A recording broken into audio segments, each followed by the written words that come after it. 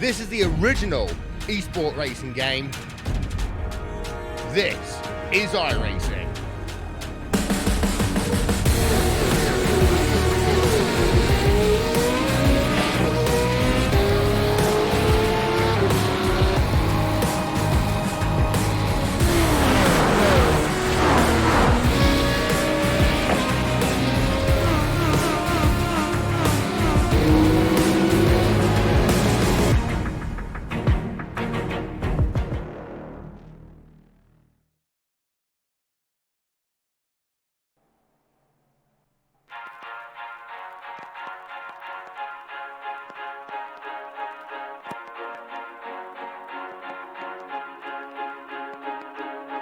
As the first day of action at the Sim Racing Expo comes to a close, we change our attention here at RaceSpot TV to the final round of the season of our Friday night primetime, the Grand Touring Cup. And this evening, Cat comes from you from the Barber Motorsports Park in Birmingham, Alabama. In 35 minutes time, you head yourself over to the RaceSpot TV YouTube channel. They will be live from the Sim Racing Expo, which is rounding up and everything from the first day of action. But here on the iRacing Esports Network is myself, Jack Stiles, and Randy Chenworth alongside me for the evening of entertainment. Qualifying is just about to come to a close. The final drivers just putting in their final qualifying times, and we'll be getting ourselves down onto the grid for today's 25-minute race.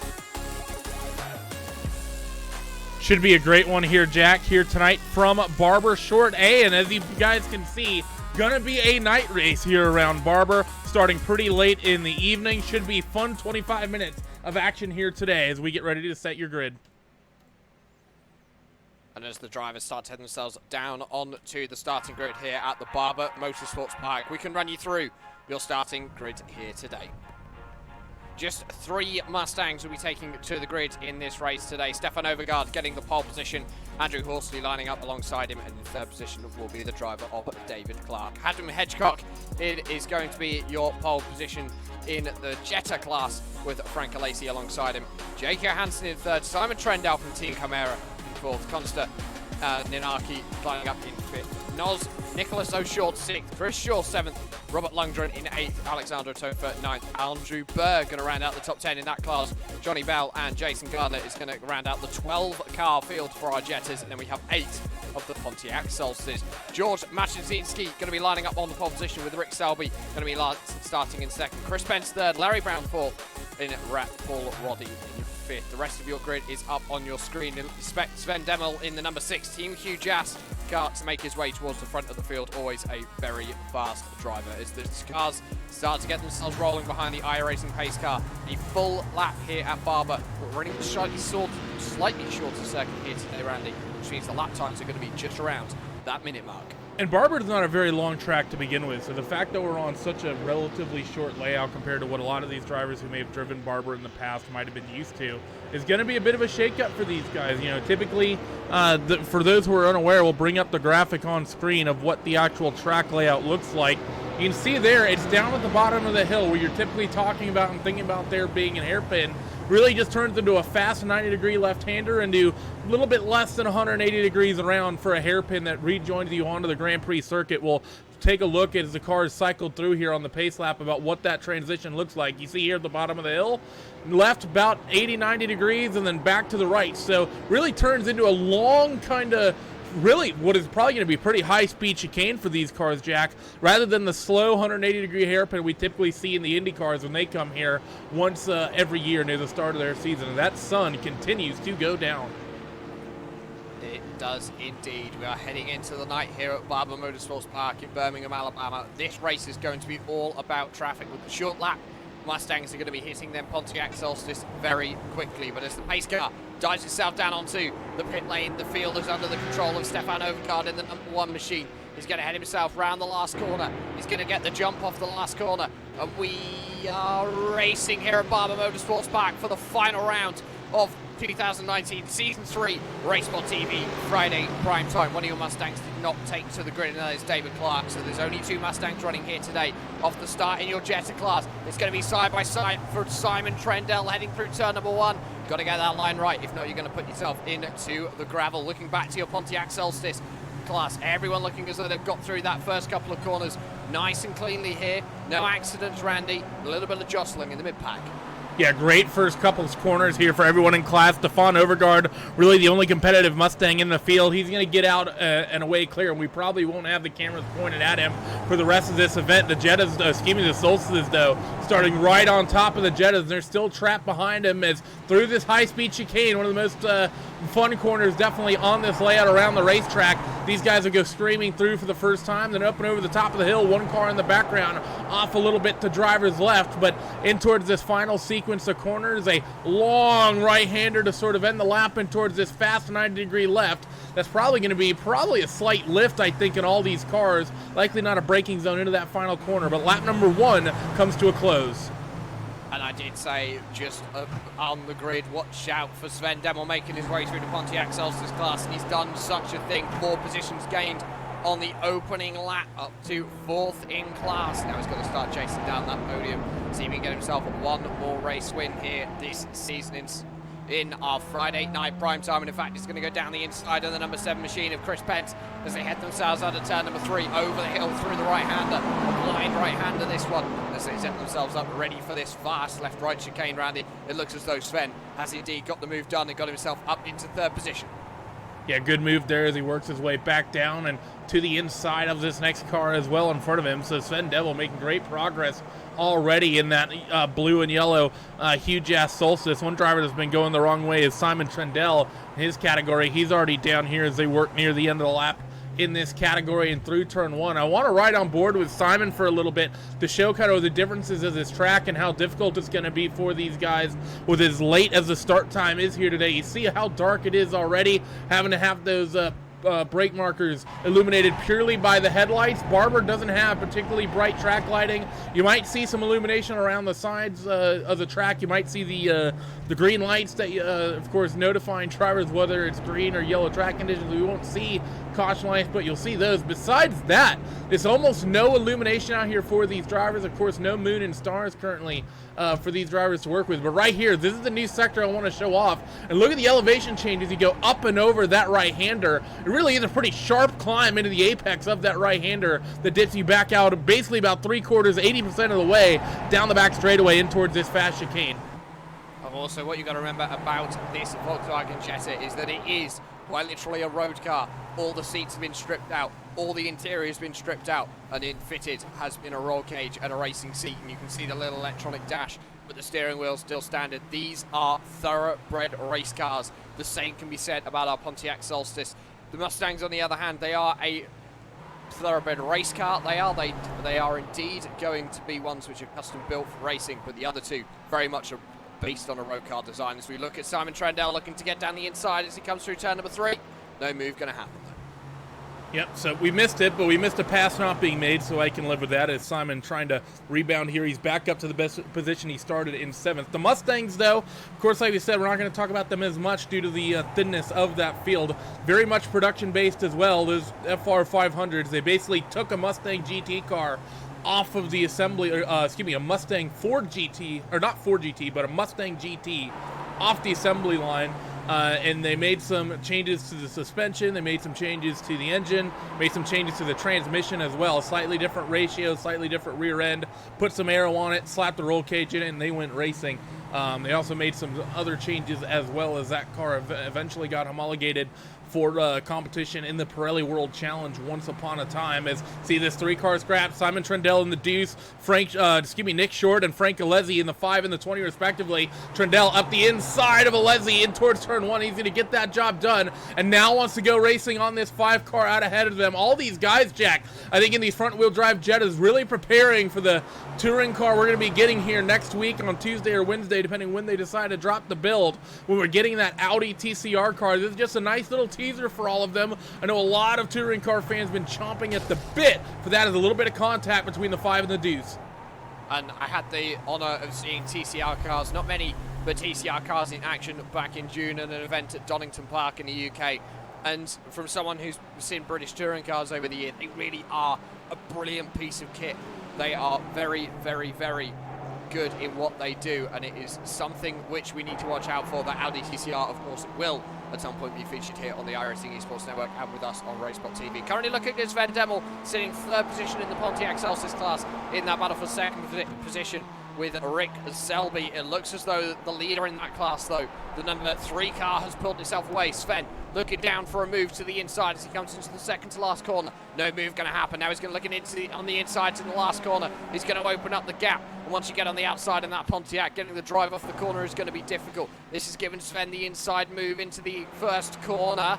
And it looks as though he's got the move almost done. But can he get it done on the brakes? He can indeed. So Sven Demmel going to get himself up to second position in class. Look at the gap he opens up through turn 1. We also had a very, very short look at what is the fight for the race lead in your Jetta class. Only a couple tenths separating these two drivers of Adam Hedgecock and Jake Johansson. Only a tenth and a half as they work through towards this final sequence of corners. And the sun, Jack, has continued to come down. We normally talk about the slow fade into darkness on these endurance events. Usually takes place over the course of about a couple hours as a little contact for your Jetta leaders is going to turn the 9 of Adam Hedgecock around.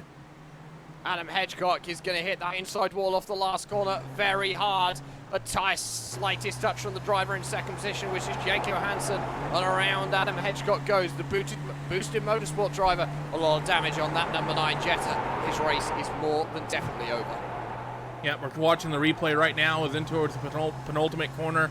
We're on board with Jake Johansson. Is just up the inside, and I kind of feel like the 9 left that door open and kind of tried to close it late, but Jake was definitely being aggressive trying to make that move done. But you got to be aggressive around this place, Jack. There's not a lot of great passing opportunities, but that has stacked up the fight for the race lead. Simon Trendell now very much a part of this, at one point fighting for 5th, 6th, 7th out there on the racetrack, really. Now he's up there fighting for the race win all over Johansson. And he is really looking to try and get himself up into the race lead. For Simon Trendell, it would be a good way to round out the season. As they head themselves into turns number 10 and 11, the final section of the course, to come across and finish lap number 7. 17 minutes here remaining at the Barber Motorsports Park, the final 17 minutes of this season's Friday night prime time. As they come across the line, it's still Nicholas O'Short in the lead, but look out for Jake Johansson, the number 4. We know that he can be quick. He was running up in second position. Trendell a little bit loose through the rear as he headed himself through numbers 2 and 3. Still trying to make moves stick here is Simon, doing everything he can to keep this spot. Johansson trying to rebound as well, as Nicholas Short still out there as well. So down the hill in towards this hard braking zone once again. And we talked about the fact that how quickly these guys would be getting into lap traffic. I think that car might have damage, maybe a little contact with some of your Jettas in the background, but there's already one, I believe, lap car, a Pontiac Solstice. Your Jettas are starting to get all over on top of. And the traffic will become more of an issue as we head further into the race. The Mustangs as well starting to navigate that traffic. I'm keeping my eye on the race lead for the Pontiac Solstice class as well, because Sven Demmel is closing down on George Machkinski, and it looks as though we could have a battle for P1 in that class going on as well. At the moment, the two of them separated by just 0.4 of a second here, Randy, but very quickly that gap is coming down. Last time around, Sven Demmel getting the fastest lap of the race in that class so far. And I don't think that's going to come as a shock to anyone with Sven Demmel and the sort of speed he's been showing in that huge S Solstice, as up towards this long 90-degree right-hander at the end of the lap and into the fast 90-degree left-hander at the end of the lap. And you heard it, that Solstice nearly flat out through that final corner. They call it the Solstice for a reason, Jack, but what that means is that you can really overdrive this car for the sort of straight line speed you do. You know, there's so little top end speed, so little power. You're only doing maybe, you know, top speed 110 maybe in this car on most racetracks. So around a place like this, a lot of these corners that you might be having to lift or maybe blip the throttle, breathe the throttle, maybe even blip the brake, you're just keeping it flat out. As Sven Demmel's going to keep it flat out and try to make a move on George Machkinski here at the bottom of the hill in the switchback chicane. And George is going to slam the door as they head into the chicane, but Sven Demmel getting a much better run through the middle of the corner by the looks of things. Closes the gap right up once again, looking to the outside now. Going to try the old switcheroo down towards the tunnel. However, it's not going to happen. He's just going to have to sit behind, wait for another opportunity, try and force that gap open as they head themselves into 9, 10, 11. He's trying, but George Machkinski is going to be trying to keep that door shut. He's going to make Sven Demmel go around the long way, but he's got to be careful. Trying not to give that inside line. There's contact. Around goes George Machkinski. He just shut the door on Sven Demmel. Sven Demmel's car was already down there. He was going for the inside of the corner. It was almost a little bit too late to be defending. Yeah, I think a little bit, and that's going to allow Sven Demmel in the lead. But look at these cars charging through. I don't know if Sven Demmel has a slowdown or if he's just saying, you know what, I don't deserve this position, so he's giving it back. But regardless, it's going to be working out in the favor, not in favor of Sven Demmel, as I believe we're having a fight for the lead as well in your Jettas.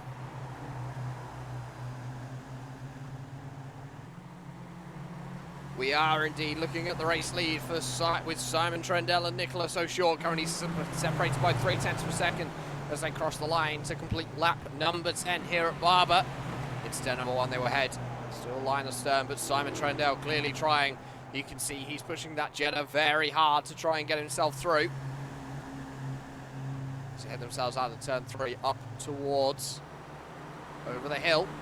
Down towards the left-right chicane. We're going to see Simon Trendell down to the inside. Try and make a move. Has he got enough speed to get the move done? It's going to be close. There's almost contact between the two. Side by side through the hairpin. Nicholas O'Shore keeping that inside line, but it means he's on the outside line for the entrance to the tunnel. Still side by side. Almost door rubbing between the two. Simon Trendell, 2 wheels in the air, but he's not going to be able to get done. Nicholas O'Shore just had the slightly better run through the tunnel. Simon Trendell down to the inside into turn number 9. Over O'Shore, shutting the door at the last possible moment, stopping a move from happening. He's going to have to try again for Simon Trendell. This is allowing the drivers of Jake Johansson and Chris Shaw to close back up onto the rear of this one. So we've got a 4-way fight for your race lead, ladies and gentlemen, in this Jetta class. Into turn number 1, a little bit of pushing maybe from Simon Trendell, but nothing going to be happening sideways through turn 1. Still, no move going to be occurring from the Brit. Okay, in these cars, much power, running road spec race engines and gearbox. And down to the inside, Simon Trendell is looking through the hairpin. They will go, however, no move. Nicholas O'Shore really did shut the door, keeping that door nice and firmly shut as they head themselves through the exit of the hairpin and up towards the tunnel, Randy. Simon Trendell was so close last time around the racetrack, but it was not going to be possible this time. Yeah, you're right. I mean, the way that this thing is really going for these guys, it's such a difficult racetrack to try to fight as once again in towards this final sequence of corners. You see Trendell a lot more aggressive on the inside through that penultimate corner and through the left-hander. These guys basically, they kind of hang the throttle up. You'd think that through that little short sheet, they'd be all over the gas, but you kind of don't really get fully on the throttle when you come off that sort of long right-hander. You kind of want to set yourself up and be able to get on the throttle early and keep it flat out through that final corner and down the front straightaway. Trendell still glued to the back of Nicholas Short and trying to make something work. And he is indeed trying over the top of the hill. They will go for the 13th time. Is this going to be the lucky 13th lap for Simon Trendell? Bit of traffic. He could try and use his advantage too early, getting out of the draft as they head down towards the hairpin. They're now going to capture the number 13 car of Pedro Diaz in the Pontiac Solstice class. Trendell really looking now, but Nicholas O'Shore really going to be trying to defend. Good defense being put on by O'Shore, but now he's going to get stuck in traffic. He's got to navigate himself through the Pontiac. So does Simon Trendell. So does Jake Johansson. Really getting out of the way is that driver of Pedro Diaz, and good driving there from that number 13 machine as they head themselves through the last corner once again. Still, Trendell can't get close enough, but watch out from behind. Jake Johansson is eyeing up a move. And that's the thing that Trendell really has to worry about here is there a possibility that Johansson behind can make a move? Because if Trendell makes a mistake, he's going to be there to pounce. Watching the fight as well for the race lead in your Solstices, that's going to get stacked up, I think, not too long from now with these Mustangs starting to come through. Matter of fact, I think the Mustangs have already gotten through. Second place running car, Andrew Horsley, about 9 seconds off your leader. He's already gotten by, so the race leaders do as well. Maybe a fight for the race lead in the Jettas at the bottom of the hill near what would usually be the hairpin. Trendell has a position on the left, but you're not going to have the position on the right. But can there be a run off the corner for Simon Trendell? Seems that answer is going to be yes, but can't quite get there before the fast S's. And here comes some lap traffic to maybe get in on this. 10 minutes to go in Friday Night Primetime 2019 Season 3, and the fight for your Jetta lead is picking up with it. And looking down to the inside is Trendell. Again, little squiggle there from Nicholas O'Shore as they head themselves into the final corner. That's going to slow Trendell down. Watch the number 4 machine of Jake Johansson. A good run off that final corner as they come across the line to set another lap. Lap number 15 they're going on to this time. 10 more laps remaining according to my screens. Jake Johansson not able to get a lead. Simon Trendell a lot later on the brakes into turns number 2 and 3. A little bit of pushing and shoving from Trendell onto that driver of Nicholas O'Short. He's getting impatient now. He wants that lead as they head over the hill. Here comes Jake Johansson up the inside. A much better run on Simon Trendell off of turn number 3. But Trendell's got the inside as they head down into the hairpin. Is he going to be able to get the move done? He's tried this before. He's going to have to try it again. Nicholas O'Short getting a much better run, but the switcheroo coming from Simon Trendell side by side as they come off the corner up towards the tunnel and rubbing between the two. And once again, Nicholas O'Short keeping that lead. See, very easy defense right now for Nicholas O'Short. Simon Trendell, is he maybe going to be getting frustrated? This racetrack definitely favors the defender, I think, as these guys work out here. As once again, through the final sequence of corners, here comes some lap traffic. It seems like it's not going to hold up Nicholas O'Short too much. We got one Jetta spinning off in the background. Which group of cars is this? A couple of them, I think, maybe in amongst your top 5. I'm not exactly sure, but a couple of Jettas you saw there clearly having some issues. The 15 of Larry Bowen, I believe, the car we saw have that spin off that final corner. We'll get a quick replay of that. And as you see the replay coming up on your screen for that issue. Keep an eye on our screens as to what is going on with this race lead for the Jetta class. It's still close, it's still line astern. But no one has changed position. This time, they're all going to go through line astern. Seems as though they've settled down for a bit, Randy, which, to be fair, is sensible. They've still got 8 minutes left in this race. A lot could happen. It's still going to be exciting, but I think they just need to get themselves composed and ready. Simon Trendell almost wants to make that move on the last lap so that he knows that when he comes across the line, he's going to be ahead. Yeah, I mean, in some ways that's what you want to do, but I don't necessarily think that's the way you want to approach this racetrack.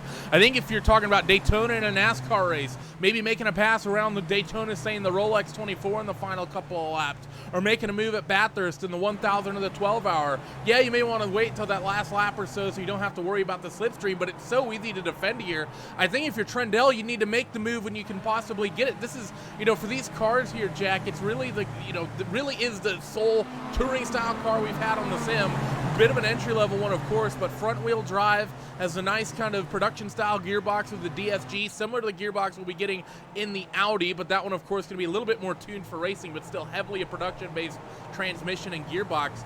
This car really does favor these sorts of racetracks, and, I'll be honest, I'd say this layout, I'd say you slap this somewhere in the UK, you'd likely see BTCC whirring around there probably within a year or two. I mean, this kind of circuit is very similar, obviously not the same, but very similar to a circuit in Scotland called Knockhill. Very up and down, not very long, as Simon Trendell having some contact. That's with Sven Demmel. That's not with Sven Demmel, that was with John Matschwinski, currently running in third in that class. Sven Demmel has got himself back up into second after basically dropping himself at the back as a penalty for that incident. He's now going to be, he's got in the way of our leader of the Jetta class, and this is going to allow Simon Trendell to look around the outside into turns number 2 and 3. He looks as though he's got the run. Sven Demmel looks like he's given him a draft, but he's giving them the inside line. Can Simon get the run off the corner over the top of the hill? He's got the inside line.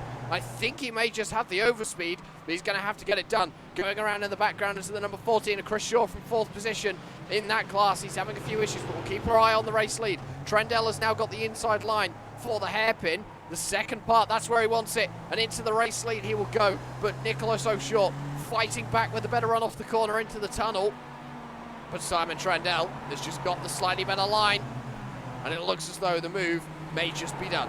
What great racing we have into the penultimate sequence of corners. Trendell have the inside for this right-hander, but he will be stuck on the outside for the left, and Nicholas O'Short has held his ground a lot better than Simon Trendell did, working the inside of that left-hander at the bottom of the hill. They're still side by side. Been this way for half a lap in towards turn number 1. Can Trendell work the momentum and get clear? Yes, he can. 3/4 of a lap around here at Barber Short A is what it took for Simon Trendell to wrestle the lead away from Nicholas O'Short, and now Nicholas is going to go back on the defensive. He sees some Solstices right up in front of him as well. That's Rick Selby, your Solstice leader, so they do need to show him a little bit of respect. It's not a back marker. You're maybe going to want to just scare away, but 5 minutes to go. Only going to be about 4 laps, maybe 5 for these guys to work with as Trendell tries his best to start opening the gap.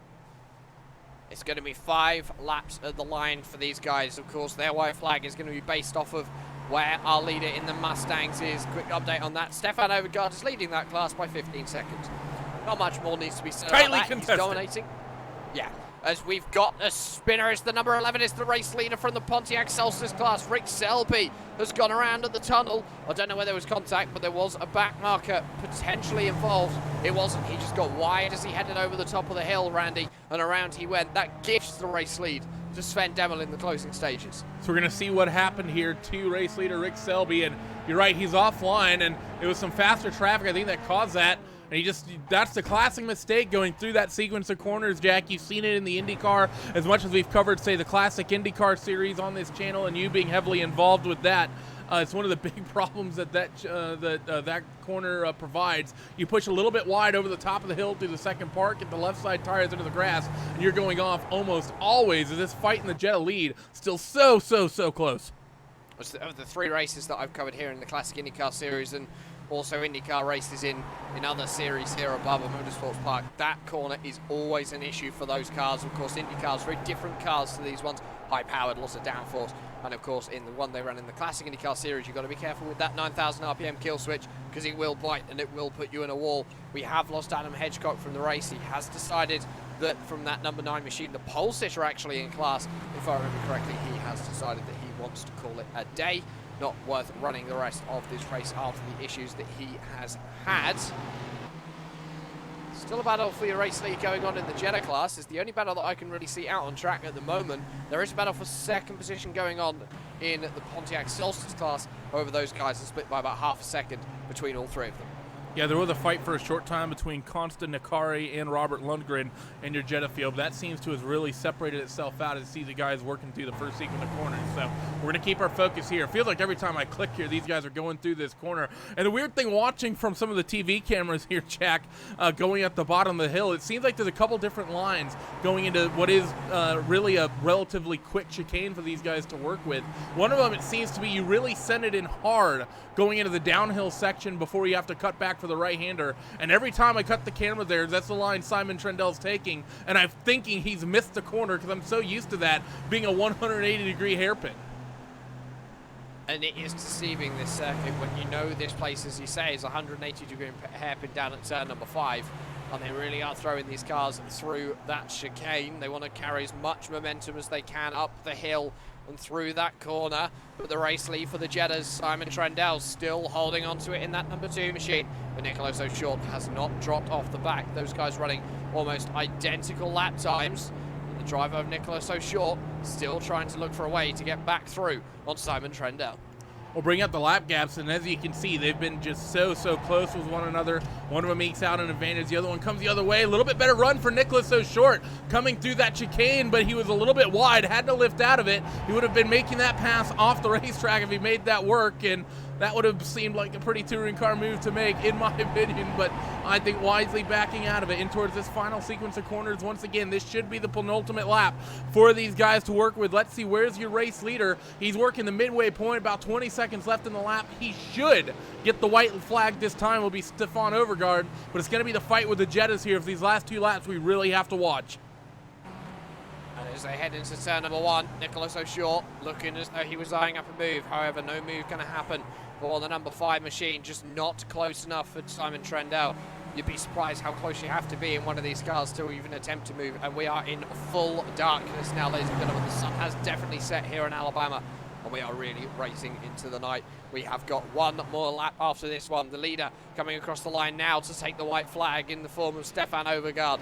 So for him, 1 lap remaining in this race, but for the guys that we're currently looking at the front of the Jetta field, it's going to be about 1.4 laps as they cross the line.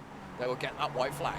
You mentioned the darkness, reminds me of doing the 2016 25 hours of Thunderhill, which was very similar conditions. That place kind of out in the middle of nowhere, and outside the lights you have in the paddock, everywhere else around the circuit was pitch black. So covering that event was difficult because you were having and trying to identify cars strictly by headlights and the LEDs on them. So Simon Trendell and Nicolas O'Short, they will see the white flag this time. 15 seconds left on the clock, and in towards turn 1, we got to see if Nick Short has anything for your race leader, Simon Trendell. And he's looking. He is really looking, but he's not going to be able to get a move. I don't think he's close enough. We've had an incident in your Pontiac Solstice class. It looks as though 2 of the drivers have come together through the hairpin. I believe it was the 18 and the 13. It was indeed. But we'll keep our eyes on this race lead for the Jetta. Your race winner has crossed the line in the form of Stefan Overgaard, winning here in the Mustang class for the final race of 2019 Season 3, Friday night prime time, in a dominant fashion over Andrew Horsley. But Simon Trendell still holding on from Nicholas O'Short. He's got just a few opportunities left to make a move, and I don't think he's going to be close enough. He's looking to the inside as he heads into turn number 10, looking into the inside into turn number 11. Is it going to be a last corner ditch? It isn't. Simon Trendell, I think, is just going to hold on to it. The drag race to the checkered flag is going to be Simon Trendell after 25 minutes of absolutely nail-biting racing. Comes home with that win in the Jetta class. And Sven Demmel with the race from the back of the grid in the Pontiac Solstice. He got to the front of the field, was involved in an incident, penalised himself to the back of the field, and got himself to the front of the field again, winning that Solstice class here for the final week of Friday night prime time. The last few drivers are just crossing the line, and we'll be able to take you through your final finishing positions.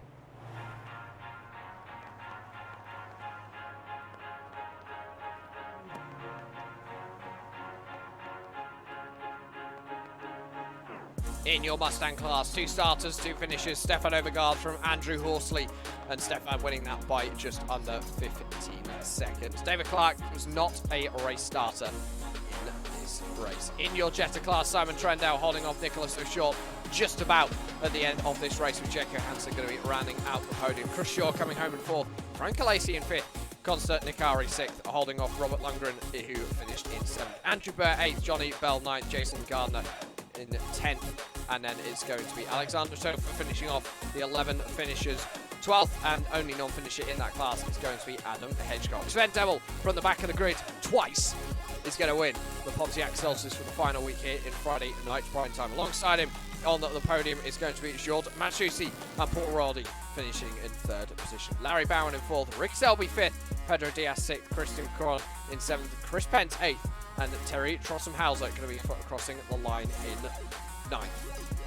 In just a few moments' time, in 3 minutes exactly, you can head yourselves over to the RaceBot TV YouTube channel to catch up with the Sim Racing Expo from today. And of course, you can catch all the action from the RaceBot TV and from the iRacing Esport Network. Thank you very much for tuning in. And of course, shout out to Will Vincent and Connery Maddock, who have been here all season long, currently at the Sim Racing Expo.